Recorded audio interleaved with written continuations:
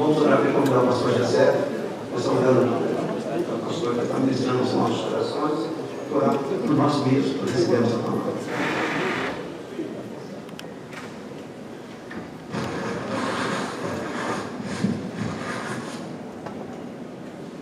Senhor, irmãos, Senhor meu Deus, Pai querido, Deus amor, Deus amado, Pai querido, te agradecemos pela oportunidade que nos dá nesta manhã de estarmos na tua casa, Pai, para aprendermos a tua palavra, Pai querido, para ter uma alerta, Pai querido, para as nossas vidas, para que possamos, Senhor, estarmos, Senhor, preparados para o dia que o Senhor está chegando, Pai, para nos buscar. Abençoa, Pai querido, a cada um dos seus filhos, Pai, que nós possamos estar com o coração, a mente realmente aberta para ouvir a tua palavra.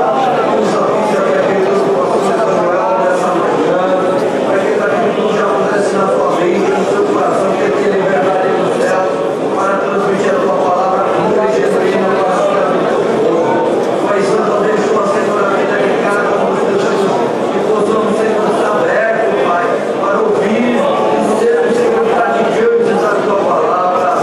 Abençoa, Pai querido, a cada filho teu nesta manhã. Nós te pedimos a tua bênção, no nome de Jesus. Amém.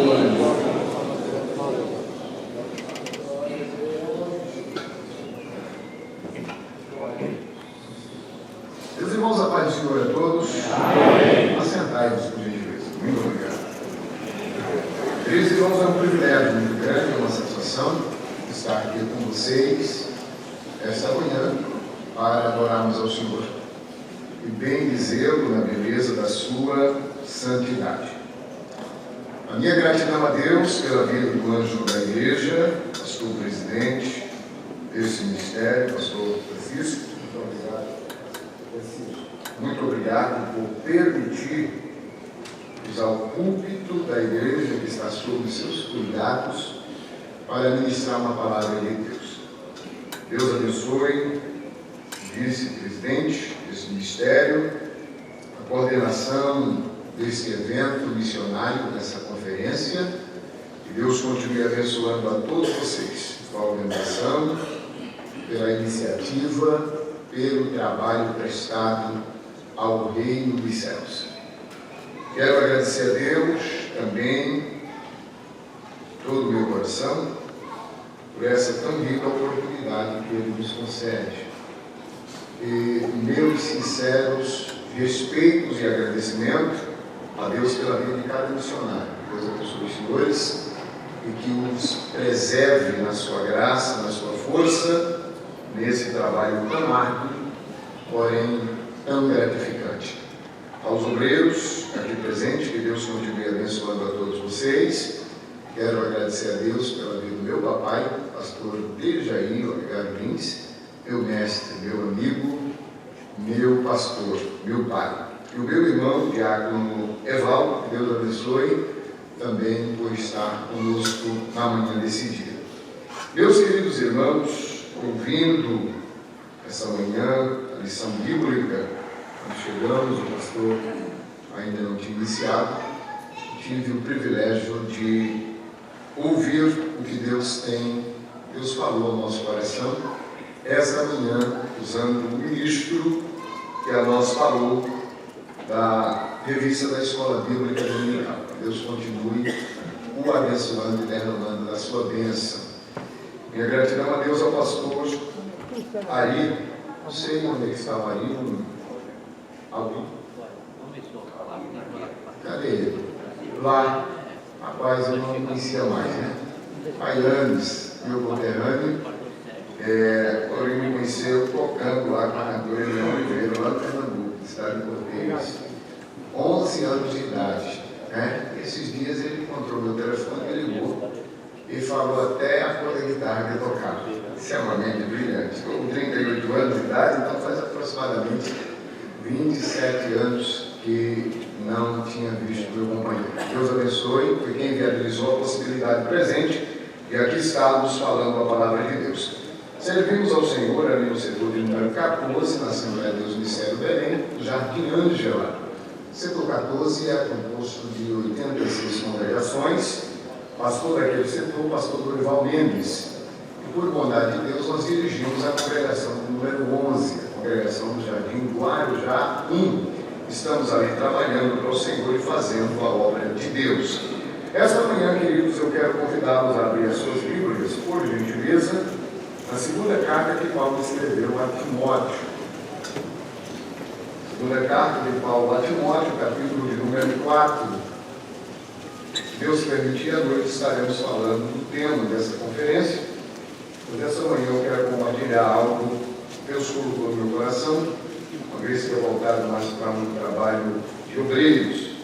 Segunda carta de Paulo a Timóteo, capítulo de número 4, e eu quero ler com vocês a partir do versículo de número 6, até o versículo de número 13. Quem encontrou, dá um sinal dizendo amém. Amém. Porque eu já estou sendo oferecido por expressão de sacrifício, e o tempo da minha partida está próxima. Combati o bom combate, acabei a carreira e guardei a fé. Desde agora a coroa da justiça me está guardada, a qual o Senhor, o justo juiz, me dará naquele dia. E não somente a mim, mas também a todos os que amarem a sua vinda. Procura vir ter comigo depressa, porque Dimas me desamparou, amando o presente século, e foi para Tessalônica, Crescente para a Galácia, Tito para a Dalmácia. Só Lucas está comigo. Toma Marcos e trazei-o contigo, porque me é muito útil para o ministério. Também enviei Tíquico a Éfeso.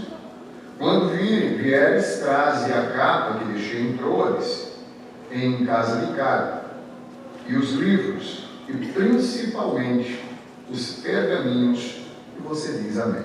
Amém. Deixa assim. Queridos irmãos, a história da igreja primitiva é algo de se refletir num evento como este. Vale a pena lembrarmos das determinações de Jesus aos seus discípulos no período dos 40 dias após a sua ressurreição. Antes de subir aos céus, lá no Monte das Oliveiras, ele orienta os seus discípulos no capítulo 1 de Atos, versículo de número 8, dizendo a eles para esperarem, pois eles iriam receber a virtude do Espírito Santo que viria sobre eles, para que eles fossem testemunha, tanto em Jerusalém quanto em toda a Judéia, em Samaria e até os confins da terra. E tendo feito isso, tendo dito isso, Jesus sobe de assunto aos céus. No capítulo de número 2, nós temos o momento do revestimento, em que os irmãos, quase 120, estão reunidos, e de repente veio dos céus o som como de um vento impetuoso, veemente, e encheu a casa onde eles estavam reunidos, e todos foram cheios do Espírito Santo. E a Bíblia vai nos informar o início, a pregação de Pedro, cheio do Espírito Santo, capítulo 3 de Atos. Nós temos agora Pedro e João subindo a oração. Eles foram os mesmos que não conseguiram orar com Jesus uma hora sequer, lá no Getsemane, mas agora já tinham a hora da oração, a hora nona.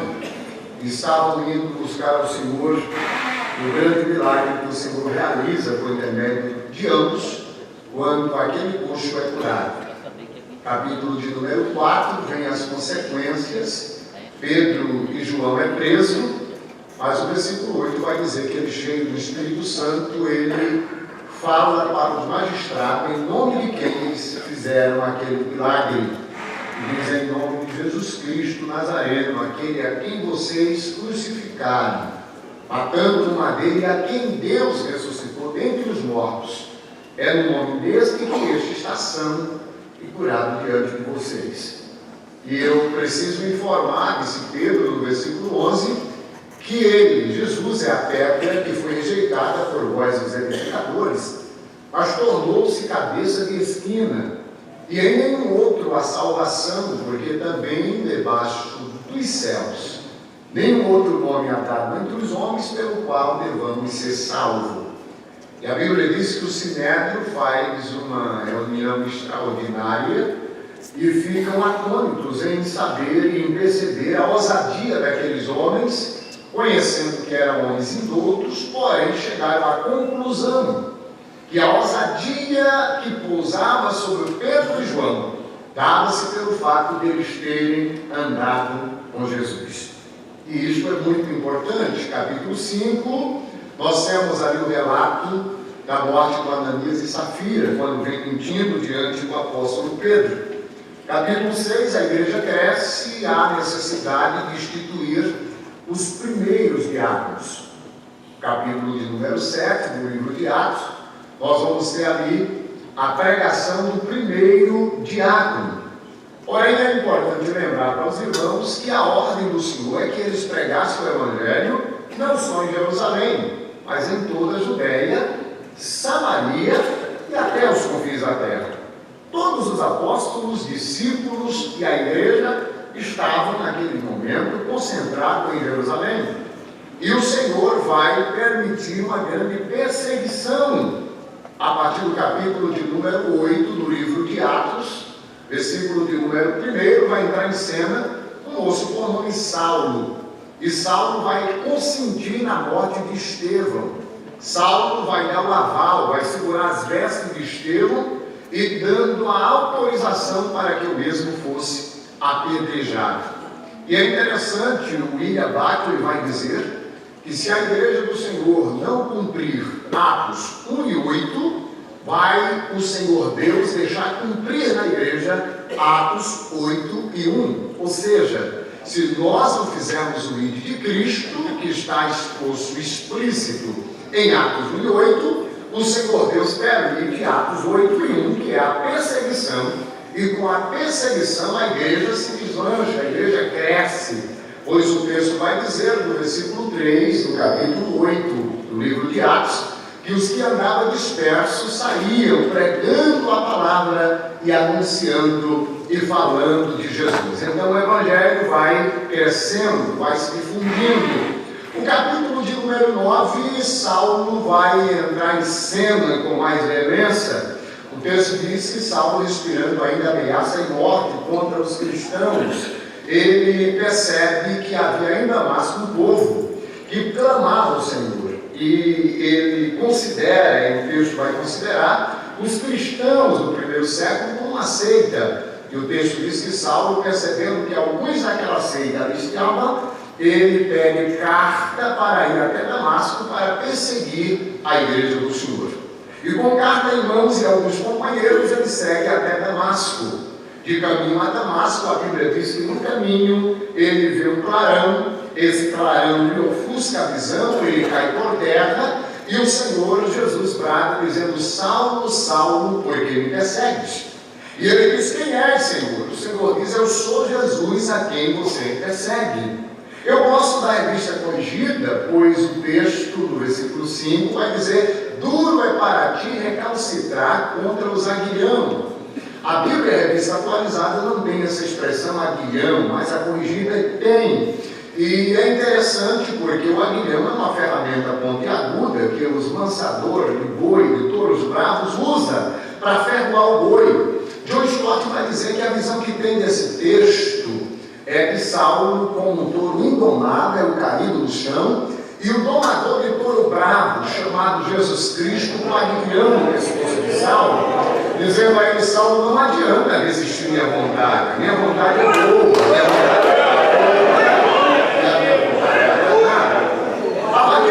Saulo vai dizer: Senhor, o que é que eu devo fazer? O Senhor diz: levante, entre na cidade e eu te ordenarei o que você deve fazer. E agora ele é guiado pelos amigos até a cidade de Damasco, vocês conhecem o texto. Lá ele fica 3 dias orando e jejuando ao Senhor. O Senhor Jesus vai falar com um discípulo chamado Ananias, dizendo: Ananias, ele diz: eis-me aqui, Senhor.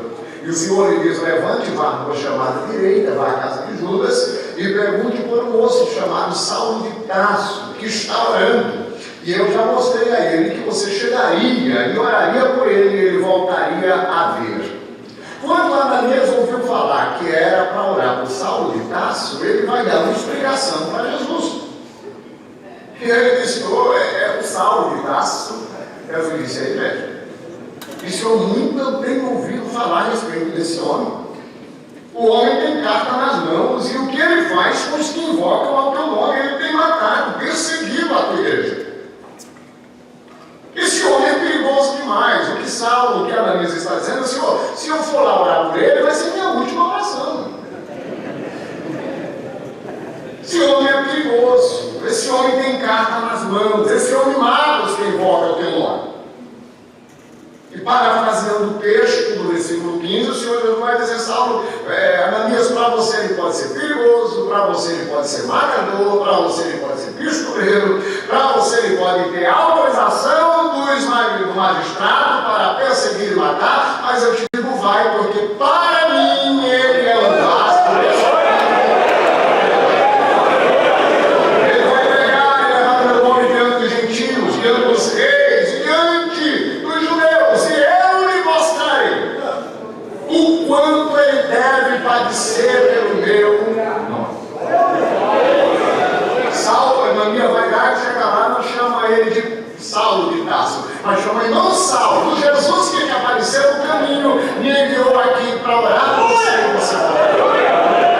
Ora por ele, algo ele cai dos olhos, e agora ele é batizado. Uma vez que é batizado, é cheio do Espírito Santo e aprende um pouco ali, mas logo Paulo entra para pregar o Evangelho.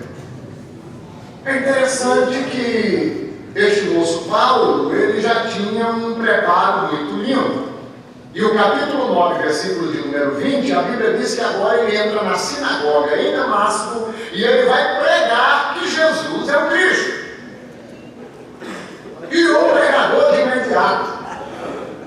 Mas é interessante que este homem já tinha um preparo muito grande, mas mesmo tendo um preparo, o reverendo Fernando de Fiolope, no livro comentado sobre o Atos dos Apóstolos, vai nos informar que dos versículos 20 do capítulo 9 de Atos ao versículo 22, esse mesmo capítulo, há um espaço de 3 anos de diferença.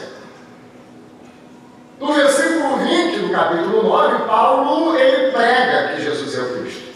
No versículo de número 22, ele prova que Jesus é o Cristo, o Filho de Deus. E Ana de Geló diz que há uma diferença de pregar para provar. No versículo 20 ele está pregando, mas alguém começa a murmurar e confundir os judeus. Não é este que veio perseguir os cristãos e agora está pregando? Ele foge para o deserto da Arábia. Gálatas capítulo 1, versículo 17 e 18, a Bíblia vai nos informar que Paulo vai ficar 3 anos no deserto da Arábia, orando, jejuando, buscando conhecimento e conferindo no Antigo Testamento se verdadeiramente Jesus era de fato Filho de Deus. Tem muita gente que quer aceitar Jesus e já quer virar pregador. Mas há um tempo de espera, há um tempo de preparo. Raimundo Bravo diz que quem não assenta para ouvir jamais tem a capacidade de se colocar de pé para ensinar. Paulo, com todo o preparo, ele vai para o deserto e fica 3 anos ininterrupto, buscando, orando, jejuando. Só que quando ele sai do deserto da Arábia, ele sai dizendo o que disse em Gálatas 2, versículo 9 ao 12: olha, o que eu vou pregar para vocês, eu não aprendi de homem algum, eu aprendi diretamente com Deus.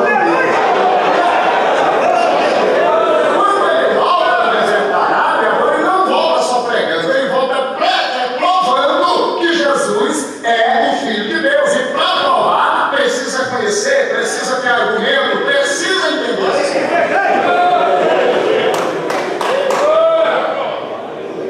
E ele volta provando. Mas é um espaço de 3 anos, e nesses 3 anos ele teve um encontro tão íntimo com o Senhor, e eu não sei como é que Paulo conseguiu segurar 14 anos a visão que teve, e lá na segunda carta aos Coríntios, capítulo 12, ele vai falar de um homem que há 14 anos teve uma visão, e foi até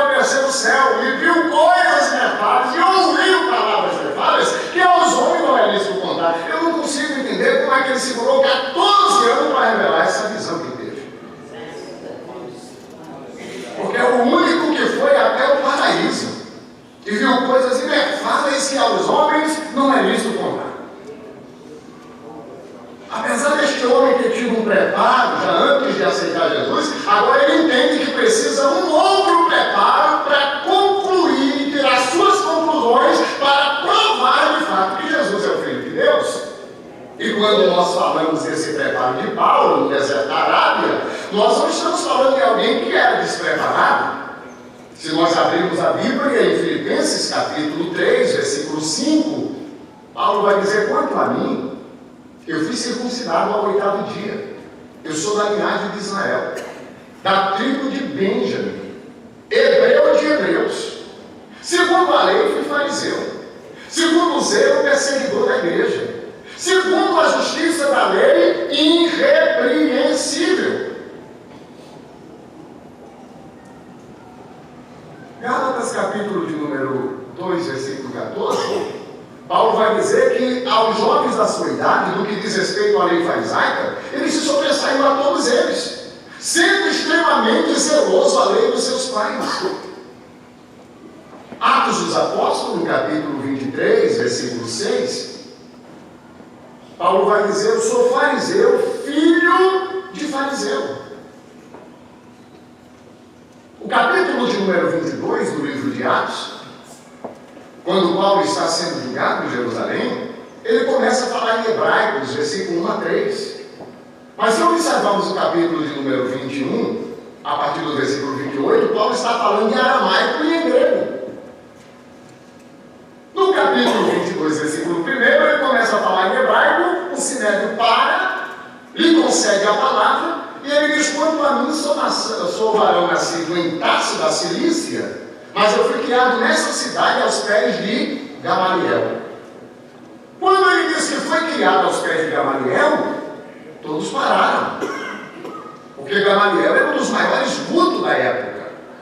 Era um dos maiores teólogos. Na época de Paulo, dois grandes teólogos, duas grandes escolas teológicas existiam.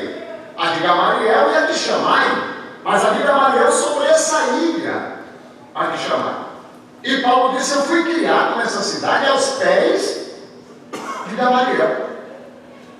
E isso aqui é interessante, porque quem tem a Bíblia de James Finney Dake, a Bíblia Dake, na página 1745, há uma descrição de quem era Gamaliel. Segundo Dake, Gamaliel era neto de Hillel. Hillel foi um dos maiores rabinos que Israel conhecia. Esse Hillel gerou-se por nome Simão, Simão vai gerar o Gamaliel, que se tornou o 34º receptor da lei mosaica para o povo.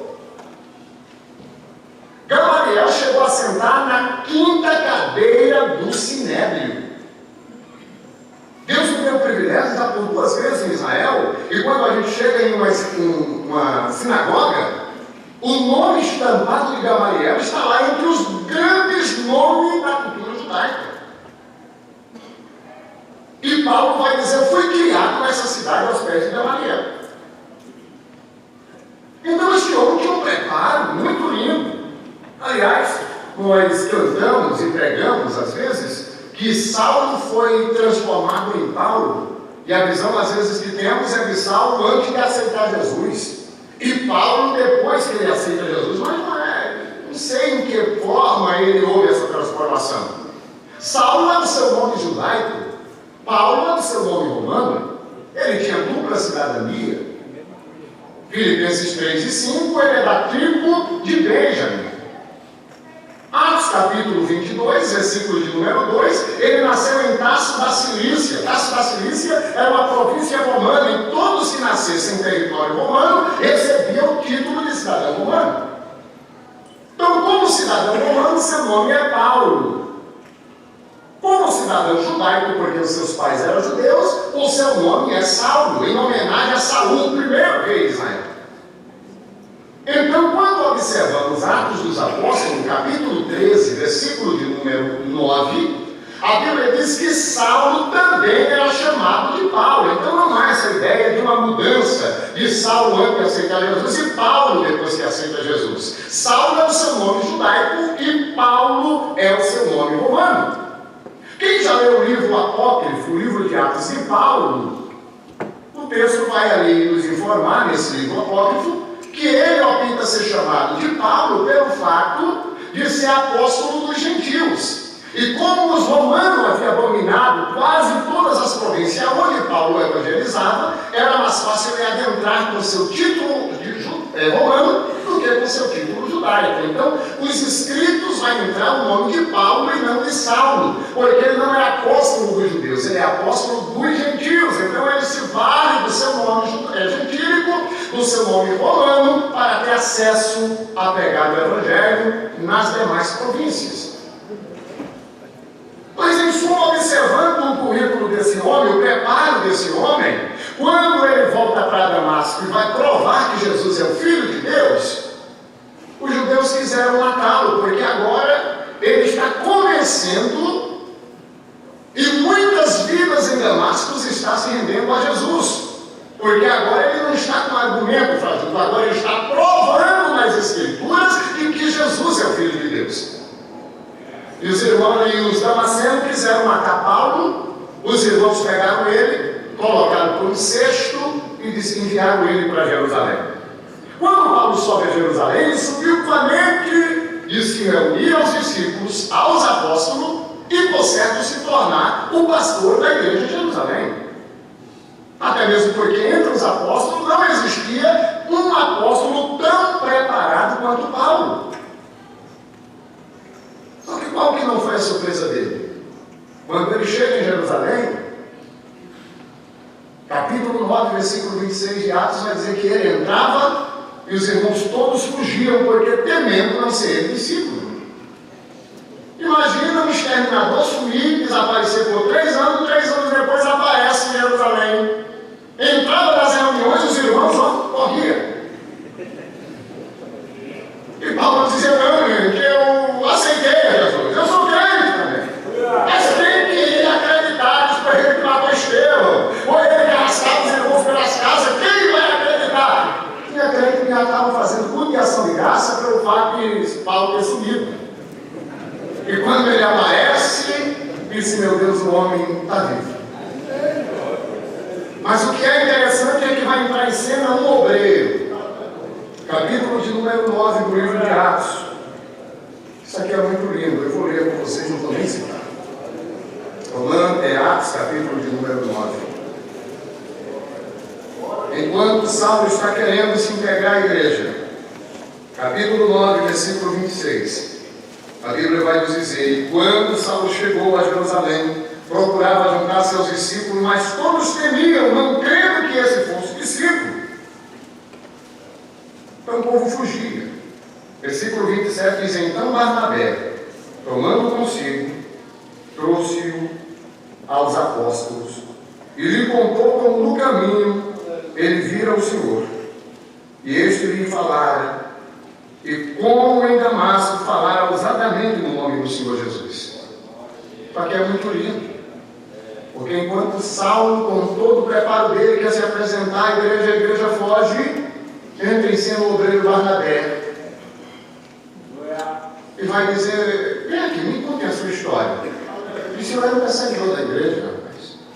Eu matei muitos irmãos, eu consegui na morte de Saulo, eu fui para Damasco. Mas no caminho eu vi um clarão, eu encontrei Jesus, eu fui para a Arábia, eu fiquei 3 anos conferindo as Escrituras, eu tive visões, e voltei, preguei em Damasco, e agora estou aqui e ninguém acredita na minha conversão. Saulo olhou, o Barnabé olhou para ele e disse, ninguém acredita no teu ministério, eu acredito. Se ninguém apoia o teu ministério, eu apoio. E a minha oração esses dias tem sido que Deus venha levantar muitos Barnabé em nosso meio. Venha acreditar no ministério do outro. E venha estender as mãos ao outro.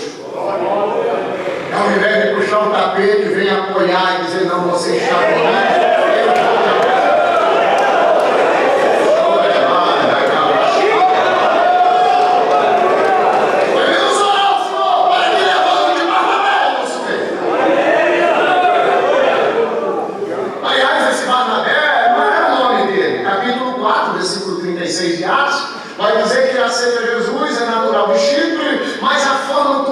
epíteto na igreja primitiva, os apóstolos olhou e disse: não, vou colocar o nome desse moço, que é José, o nome dele é Barnabé, que significa filho da consolação. Tudo que ele faz, ele tem um consolo, ele tem uma forma de receber, de recepcionar.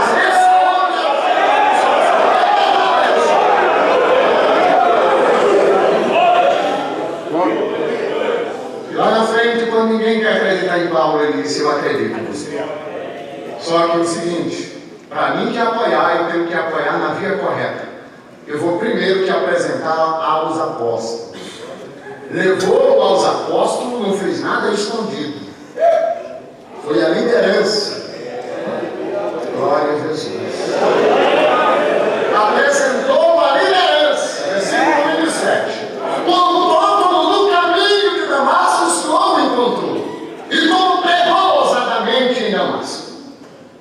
E uma vez que teve a bênção dos apóstolos, apóstolos dizem: tem o meu aval, Barnabé, acompanhe ele. Aí o versículo de número 28 dizia: andava com ele em Jerusalém, entrando e saindo.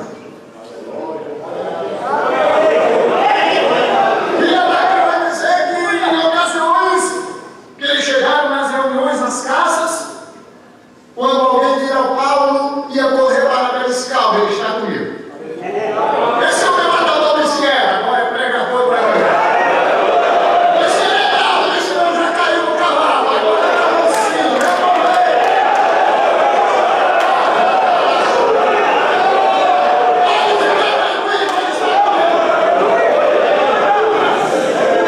alguém dizia: eu não isso não, quem prega hoje não sou eu. Eu estou com um amigo aí que vocês precisam conhecer. É Paulo, prega aí com Paulo. Glória a Deus. Glória a Deus.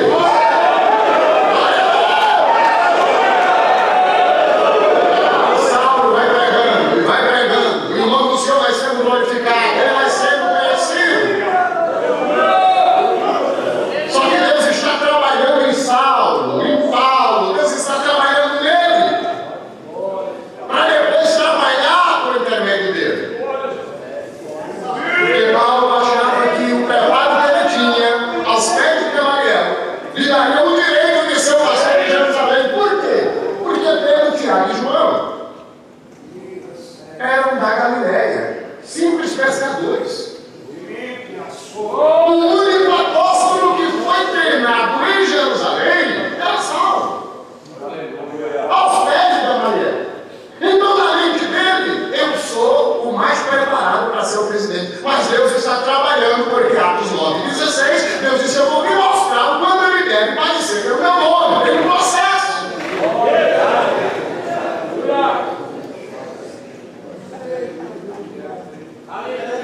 Imagina o nome do Senhor está sendo glorificado, Paulo está sendo conhecido, com conhecimento, a habilidade, a unção e a graça, pregando. E os irmãos em Jerusalém olham para ele e dizem: Paulo, você prega muito, você ensina demais, você tem muita graça. Agora a gente crê na tua conversão. Sabemos que tu és obreiro aprovado pelo Senhor, mas a gente não te quer aqui em Jerusalém. A gente preferimos ficar com os nossos apóstolos indoutos, com Pedro, com Tiago e João. Porque o Senhor respeita a hierarquia. O Senhor respeita a quem colocou. A igreja pode ter doutor, pode ter mestre. E o pastor presidente ou o pastor da congregação pode ser simples, falar para riba e para baixo, mas ele é o pastor da igreja. O mestre é todo mestre. Glória a Jesus.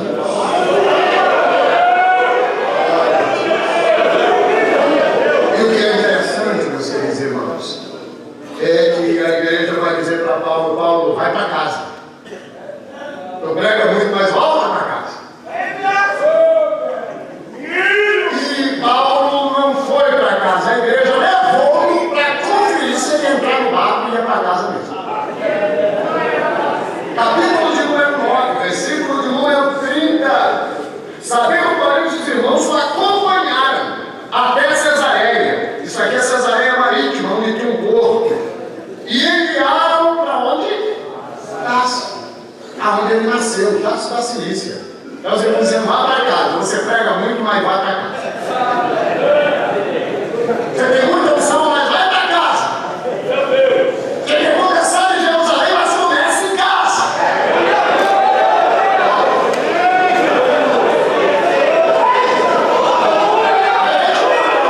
Diz que a igreja o acompanhou até Cesareia.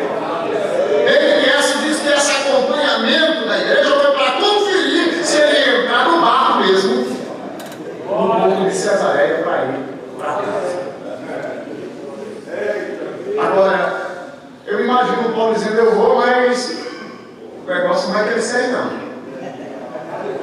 Porque eu era o mais preparado, me tirou. Quero ver como é que vai funcionar agora. Quero ver quem vai me substituir. Porque tem obreiros assim, né? Quando vai trocar minha congregação, se troca. Agora eu quero ver quem me substitui. Gente, Deus tem os seus filhos.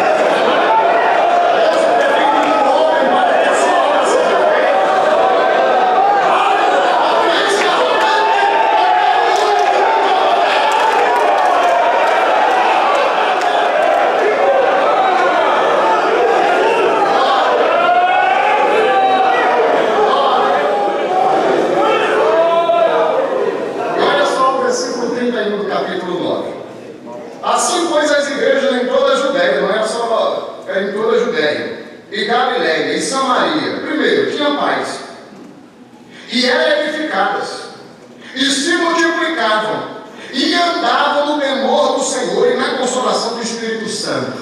Era o Senhor dizendo, Paulo, quem dá o crescimento sou eu, quem sustenta a igreja sou eu, quem levanta a igreja sou eu, controle a igreja. Vá para casa que eu sustento eu.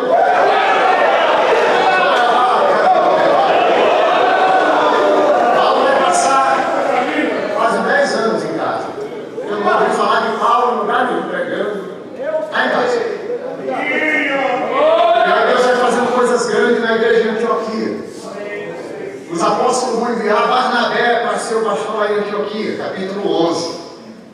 E lá no versículo 25, 26 do capítulo 11, Barnabé, quando assume a igreja em Antioquia, disse, eu já sei que eu vou trazer para pregar aqui em cima. Disse o apóstolo Pedro, disse não. Paulo, João disse também não. Disse quem é? Disse eu vou buscar longe, vou lá para Tarso. E a Bíblia diz que Barnabé viajou para Tarso a buscar a Paulo e trouxe ele para cá. Eu imagino o encontro de Paulo e Barnabé com Paulo. Vocês sabem que para Paulo só ele mora lá. E uma hora ele vai em Tarso e chegou do lado e diz, João Paulo, para ser conosco. Surpresa, senhor, para aqui. Ele disse, eu vim te buscar, meu amigo. Chegou o momento de sair para a mão de Marta. Disse, não vou mais não, o povo mandou-me embora para casa, o irmão não me quer lá. Disse, não, rapaz, agora eu sou pastor lá. Eu sou pastor de Antioquia e eu quero você pregando na minha igreja. Não, mas não me deixa pregar, disse, não me deixa na igreja dele, na minha você prega. Vem para cá e está te pedindo. Você tem comigo. Deixa eu liberar uma palavra profética. Se você está no centro da vontade de Deus, ninguém te para, Deus levanta alguém. Te abençoar.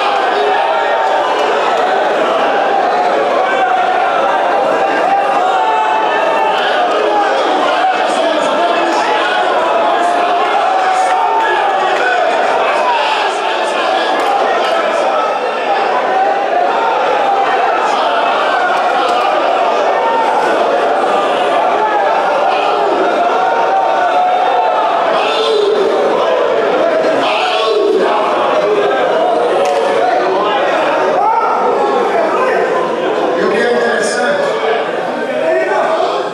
é que Saulo vem com Barnabé para Antioquia.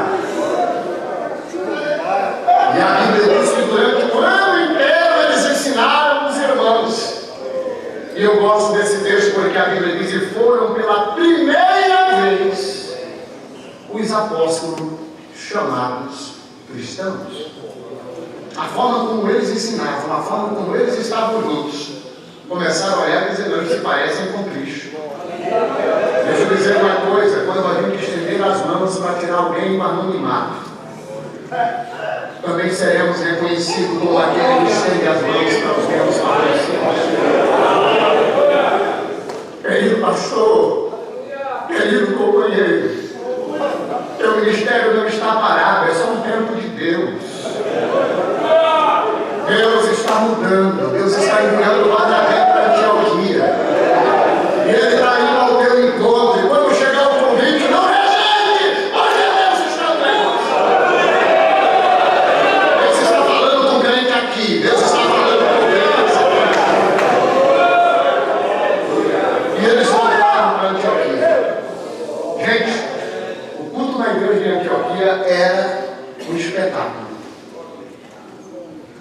Nosso presidente estava falando da África quando esteve e a forma como os irmãos adoravam, a alegria.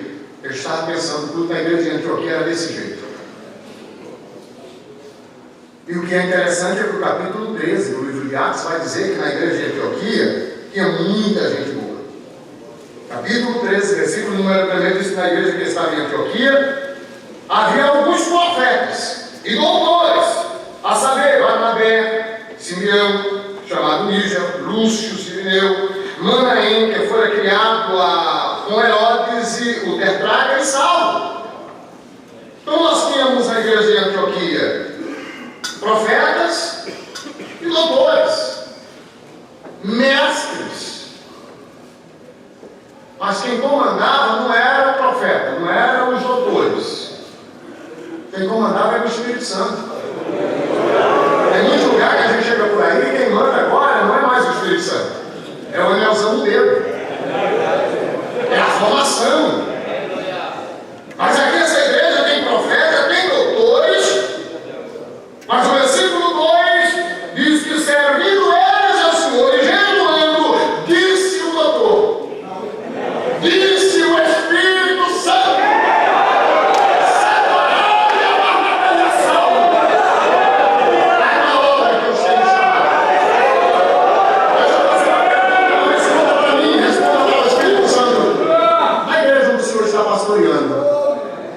quem fala mais lá? É o Senhor ou o Espírito Santo? Quem toma as decisões? Quem toma a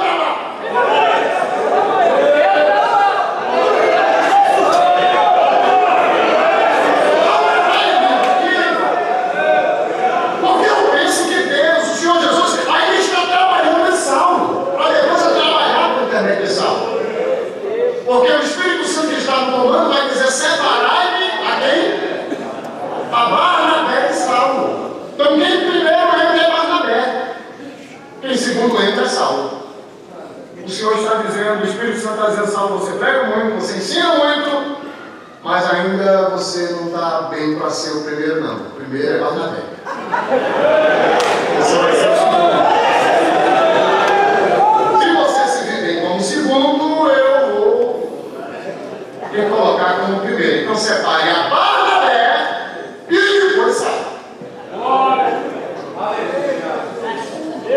Quem não serve bem como segundo jamais tem a capacidade de ser primeiro. É o Espírito Santo trabalhando em Saulo. Aleluia! Quem era mais preparado aqui, teologicamente, biblicamente, era Saulo. Mas quem estava diante da igreja era Barnabé. E o Senhor está dizendo: olha, você vai a Barnabé e Saulo vai ser o auxiliar. Está disposto a ser auxiliar de Barnabé?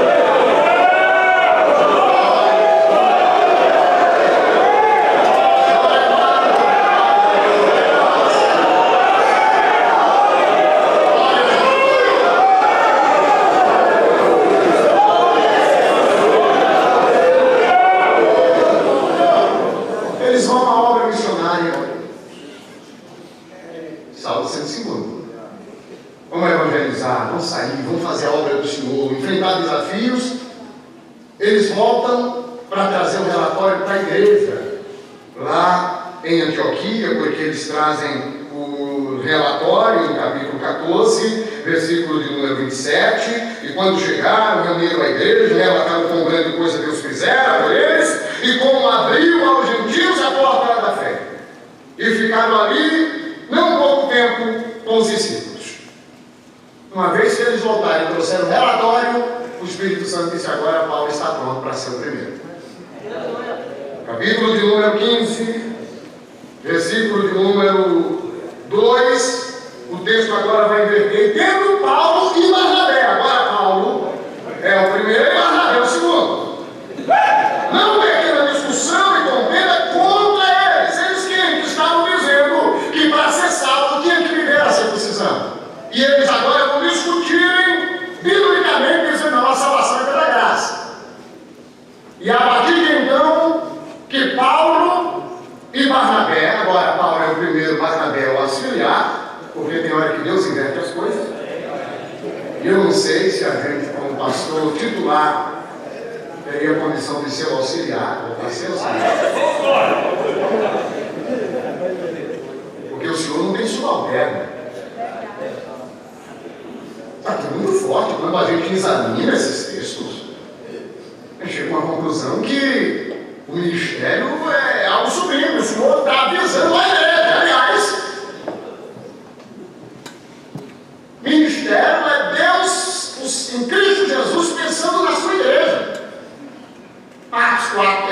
Efésios 4 e 11 diz que Ele mesmo, quem Jesus deu, uns para apóstolos, outros para profetas, outros para doutores, pastores e mestres, querendo o quê? O aperfeiçoamento do santo. Então o ministério foi levantado por causa da igreja, e o Senhor visa a igreja. Aliás, se inverteu essa ideia, e eu gosto da forma como Eliézer trabalha essa questão do ministério, de Atos capítulo 4, ou Efésios 4, ele diz que o ministério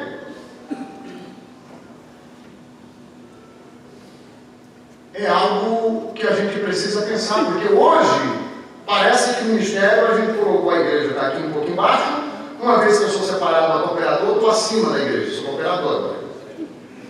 Mas eu subi a diácono, então eu estou acima do cooperador e da igreja. Fui levantado ao presbitério, então estou um pouquinho mais acima. Evangelista acima do presbítero e pastor acima de todos. Eliézer diz: não, tem que inverter. Em cima está a igreja.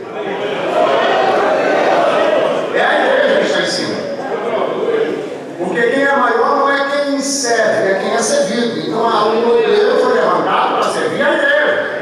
Então, em cima do topo da igreja, um pouquinho mais abaixo da igreja, está o cooperador que foi levantado para servir a igreja.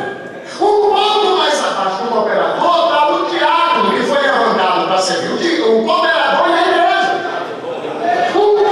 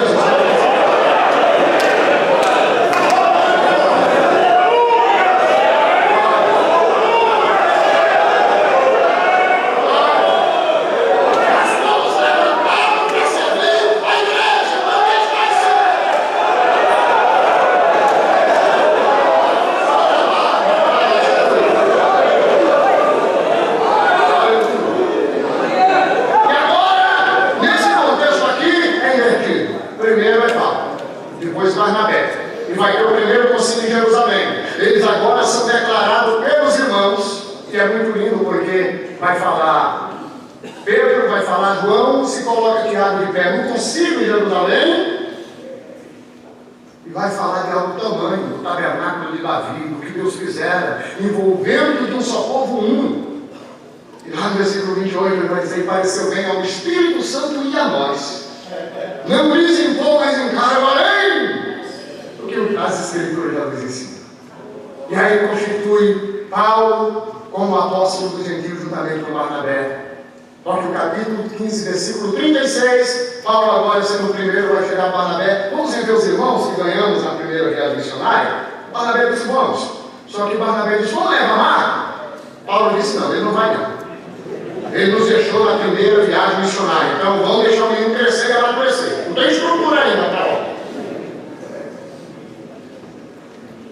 E quando a gente lê o capítulo 15, versículo 35 ao 39, o texto vai dizer que houve contenda entre Paulo e Barnabé.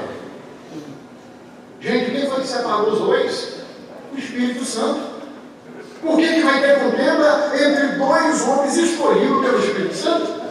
Pelo simples detalhe.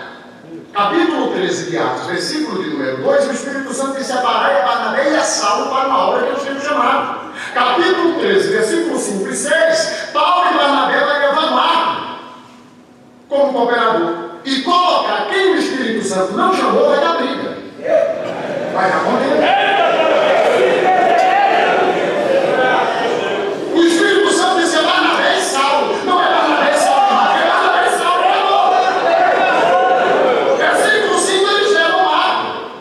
Capítulo 13 de Atos, versículo 13, Marco, quando viu que a hora missionária achou que era andar de carro bom, bons navios, comer bem, quando viu que era passar fome, dormir ao relento, apanhar, o obreiro Marco disse: ô Paulo, Barnabé, falou na rédea, estou voltando para casa. Voltou para Jerusalém. Capítulo 15, versículo 37, Paulo quer voltar para rever os irmãos, que agora ele é oficial. Barnabé vai dizer: não, Marco vai com a gente. Paulo disse: Marco não vai. Barnabé disse: se não for, eu não vou. Paulo disse: pode ficar. E o texto vai dizer que houve contenda entre Paulo e Barnabé. Gente, isso aqui é muito importante. Porque Arão Furquim vai dizer que aqui o negócio foi estreito. Que o texto não vai explicitar o que aconteceu aqui, mas a discussão foi feia. Essa briga aí entre obreiros não é agora, não, vai de trás. Barnabé olhou e disse: você é engraçado. Quando ninguém dava nada por você, foi eu que lhe dei a mão. Quando ninguém queria estar sentado em Jerusalém, fui eu que veio com você. Quando você estava lá em casa, na sua casa, eu fui te buscar, te dei a mão, te levantei, e agora você não quer operar o outro. Coisa boa. E o Paulo vai olhar para ele, mas eu que você me chamar, Deus me chamou. Você só foi porque Deus mandou. Eu só estou aqui porque o Espírito Santo separou. Não foi você quem disse foi o Espírito Santo. E houve uma contenda entre eles. E eu me perguntei por que, quando lemos o texto, vai entender que Paulo queria barrar o ministério de Marco. Mas para isso, Paulo está dizendo: não deixa ele amadurecer. Ele vai ser um bom obreiro, mas deixa ele crescer também. E Marco, ou Barnabé, não quis entender isso. E eu fui perguntar ao senhor, por que Paulo fez esse negócio aí? Aí eu entendi que não era Paulo, era Barnabé. O problema não estava em Paulo, estava em Barnabé.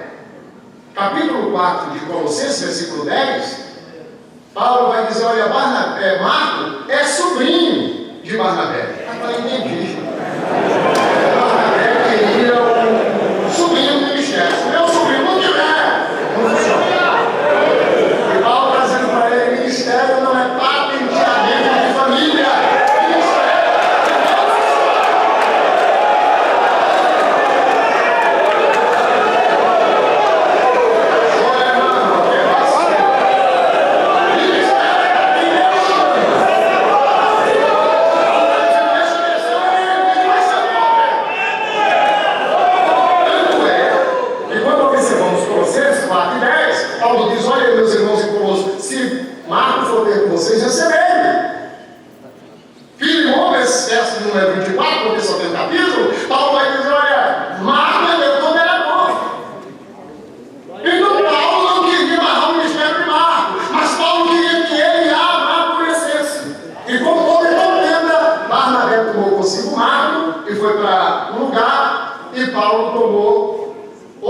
caminho com Silas e vai para outra região. Só que o que é interessante é que Deus trabalha até em cima dos nossos erros. Pastor, mas isso aí não é heresia, nada. Se não tivesse tido contenda, estava só um grupo.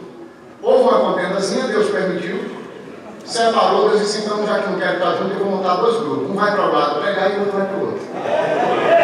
Então, dois grupos missionários se levantam. Mas era Deus também dizendo uma vez que não vai ter contenda. Mas já que houve, eu vou levantar um outro menino, vou levantar Timóteo. E é nessa separação de Paulo e Barnabé que Timóteo entra em cena. Capítulo 16 de Atos, eu estou entrando para a conclusão.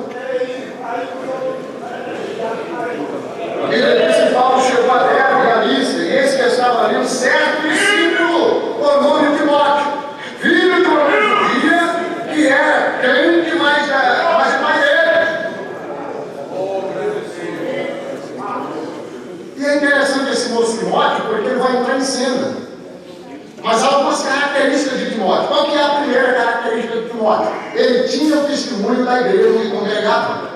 Olha o versículo 2 do capítulo 16, do qual dava meu testemunho aos irmãos que estavam em Listra e em Icônia, dizendo, não, Timóteo é crente. É novo, mas é um menino exemplar. Deixa eu fazer uma pergunta e você responde ao Espírito Santo. Quem obreiro? A congregação do Senhor congrega dá testemunho de que o Senhor é um obreiro de verdade? Essa igreja aqui está dando testemunho, chamado Paulo e Paulo. Esse menino é livre. Em vista dele, esse menino é exemplo. Então ele tinha um testemunho da igreja. Vocês lembram lá de como foi escolhido os primeiros diáconos, lá em Atos 6? Quando houve uma murmuração, os discípulos dos apóstolos vão dizer, escolhei dentre vós 7 varões. Aí dá as características, mas quem escolheu não foi os discípulos, quem escolheu foi o povo. E eu penso que se esse critério voltasse hoje, todos de nós seríamos obreiros. Se fosse para o povo escolher, será que me escolhia? Será que escolhi o Senhor? Se fosse para o povo escolher, será que você estava aqui com a credencial de obreiro?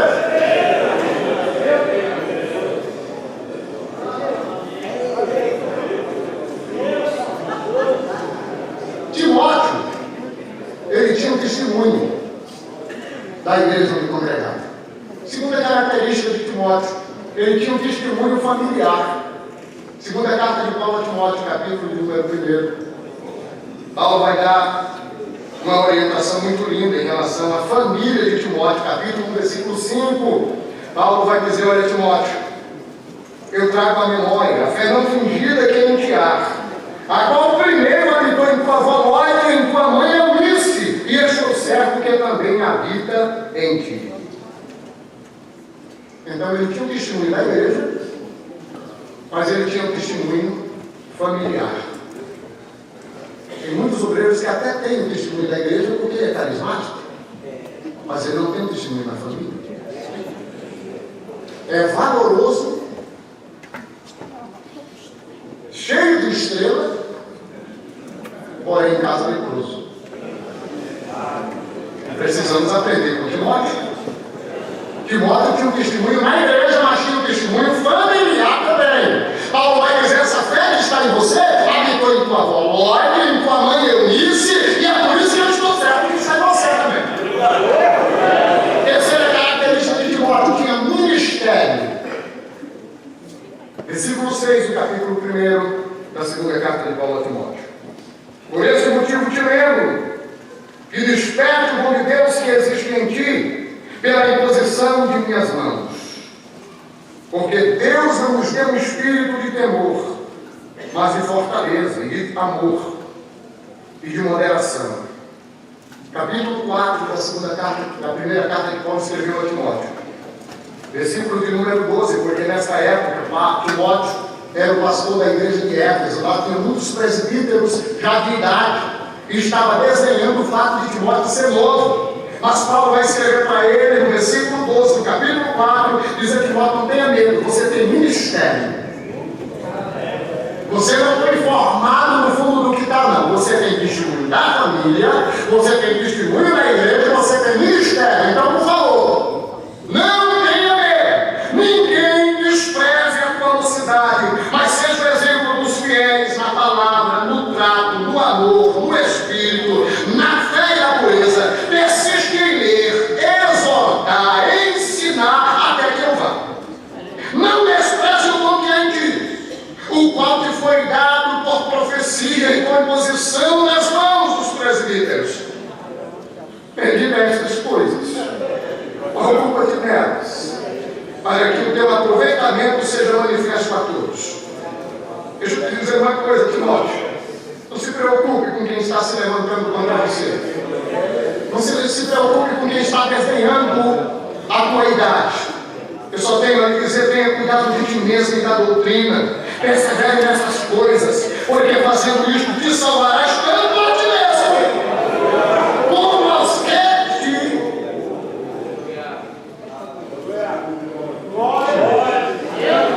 Deixa eu dizer uma coisa: descanse no Senhor, meu companheiro. Se você crê e acredita que você tem mistério que foi chamado por Deus, pode se levantar contra ti o espírito do governador. Mantenha o posto, segura firme, porque quem tem testemunho da igreja, testemunho da família, ele tem mistério. Não tem problema. Além de ser um testemunho para a igreja, um testemunho para a família, além de ter mistério, a quarta posição de Timóteo, eu estou encerrando, é que ele era representante de Paulo. Capítulo 16, a primeira carta de Paulo aos Coríntios, versículo 8, Paulo diz: ficarei em Éfeso até o Pentecostes, porque uma porta grande e eficaz se me abriu e há muitos adversários. Mas Timóteo foi ter com vocês, recebei-o. Esse menino é crente, esse menino é meu representante. Ele vive o que prega e prega o que vive. Então receba ele, porque ele tem testemunho, ele tem ministério e ele é o meu representante. Eu continuo dizendo: foi a esse moço a quem Paulo decidiu abrir o seu coração nos últimos momentos da sua vida. Ele olha para Timóteo e ele escreve, ele deveria escrever para muitos outros, obreiros, quem sabe para Pedro, quem sabe para o João, mas ele decide escrever para o seu filho na fé, seu filho ministerial melhor. E ele vai dizer: Timóteo, eu estou sendo oferecido por expressão de sacrifício, que o tempo da minha partida está próximo. Em outras palavras, Timóteo, eu sei que eu não vou sair mais dessa caminho. Mas eu só tenho algo a te dizer, meu amigo: eu combati um bom combate. Acabei a carreira. Guardei a fé. Desde agora a coroa da justiça me está guardada, com o justo juízo me dará naquele dia. E não tão somente a mim, Timóteo, mas a todos que amarem a sua vida. Aí Paulo vai abrir o seu coração, porque tem hora que a gente, como obreiro, tem que abrir o coração para eu ir em confiança. Se não abrir o coração, se não desabatar com alguém, está errando. Morre! E ele vai abrir o coração. E ele vai dizer: Timóteo, deixa eu te dizer uma coisa. Procura viver comigo depressa. Ele está sentindo a dor da solidão. Porque Deus me desamparou, amando o presente século, sejamos mais do que ele. Recebeu uma proposta maior de um ministério e foi para Tessalônica. Crescente virei para Damasco. Tito para Damasco. Só Lucas está comigo. E aí ele vai dizer: traga Marco, porque Marco é muito útil para o ministério. Mas eu tenho esquecido para dar Marco. Marco agora cresceu. Oh, glória a Jesus.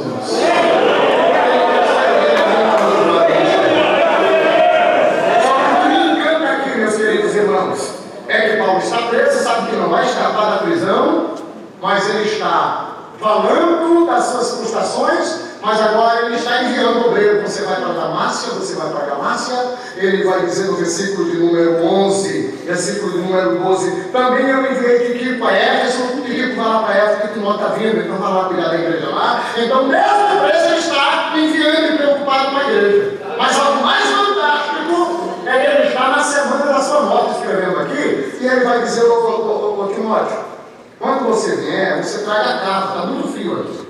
Eu deixei ela em Troades, na casa de carta. Mas faça o seguinte, traga os livros. E principalmente os pergaminhos. Gente, Paulo está na semana da sua morte, sabe que não vai mais escapar. Mas ele está dizendo, traga os livros que eu estou preso, mas quero ler. Aí eu liberto, com o tempo, às vezes não leio um livro. E deixa eu dizer algo daquele passagem, só para a gente. Mas se existe um povo preguiçoso para ler, somos nós, pentecostais. Não, vamos tirar um pouquinho a máscara? Às vezes a gente passa semana sem ler a Bíblia, quanto mais livro. Paulo na igreja está dizendo, traga os livros que eu quero ler. Mas nada pode substituir a Bíblia, principalmente os pergaminhos. Eu quero ler a Bíblia e eu quero ler livros. Que Deus nos ajude, que Deus nos dê graça. O Senhor continue com as suas mãos estendidas. E aprendamos essa lição de Deus. Vamos ler. Nosso povo está crescendo. A meninada está indo para as escolas, está buscando, está estudando. E a nós, como representante, como pastor, precisamos ler, precisamos crescer, precisamos pegar nosso livro e não nos esquecer da palavra para ensinar para o nosso povo, para o representante.